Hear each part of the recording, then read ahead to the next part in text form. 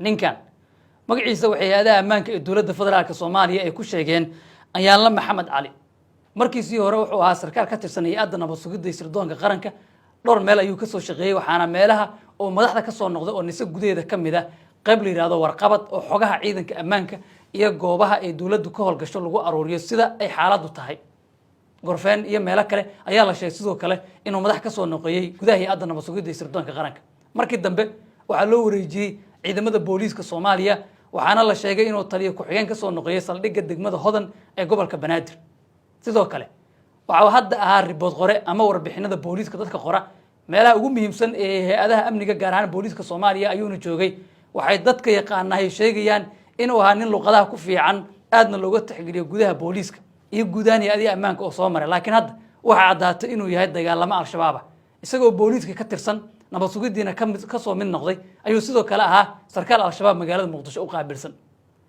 xogta aan helno waxay warinaysaa in weerarkii ugu dambeeyay ee toddobaadkan ka dhacay deegaanka ceelasha biyaha ee duleedka Muqdisho gaar ahaan halka loo yaqaano Arbaco oo toddobaadkan xilli habeen lagu dagaalamay ciidamada dowladda al-shabaabna ay ku dagaalameen in uu dhanka al-shabaab ka socodiyay weerarkaasna uu hogaaminayay waxa lagu ogaaday kadib markii ciidamada amnigu weerarkaas ay ku dhaawaceen dagaalamo al-shabaab isagoo dhaawac ah la qabtay markaasi kadibna wareysiga lala yeesho oo ku sheegay inuu hogaaminayo ninkan oo dowladana ka tirsan garaan booliiska al-shabaabna ka tirsanaa muddo dheerna ay wada shaqeyn ka dhaxaysay ninka dhaawac ah waxa la sheegay inuu geeriyooday laakiin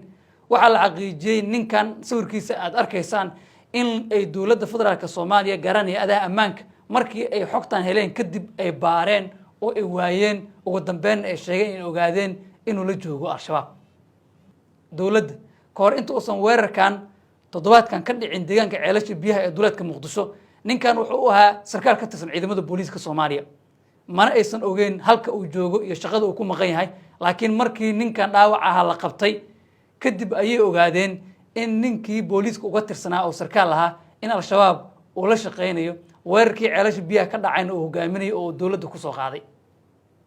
si rasmi ah looma oga waxyaabaha ku kalifay maadaama sumcad uu ku dhaxlaa gudaha ciidamada ammaanka ee dowladda laakiin waxaa la sheegay isagana markii askariga dhaawac ah laga qabtay inuu toos u sii baxay oo al-shabaab aaday hadda waa la baafiyay dhammaan hay'adaha ammaankana waxaa la sheegay in lala wadaagay sawirkiisa iyo xogtiisa magaalada Muqdisho iyo meelo kale oo Soomaaliya ka midana laga baadi goobayo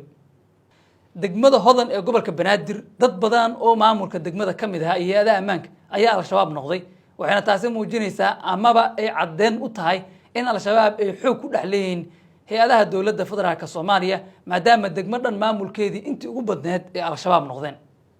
wali dowladda federaalka Soomaaliya wali faahfaahin kama aysan bixinin ninkan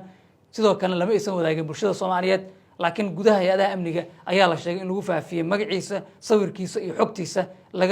looguna baaqay in laga feejignaado haddaba sidee u aragtaa in saraakiishii sare maamuladii degmooyinka qaarkood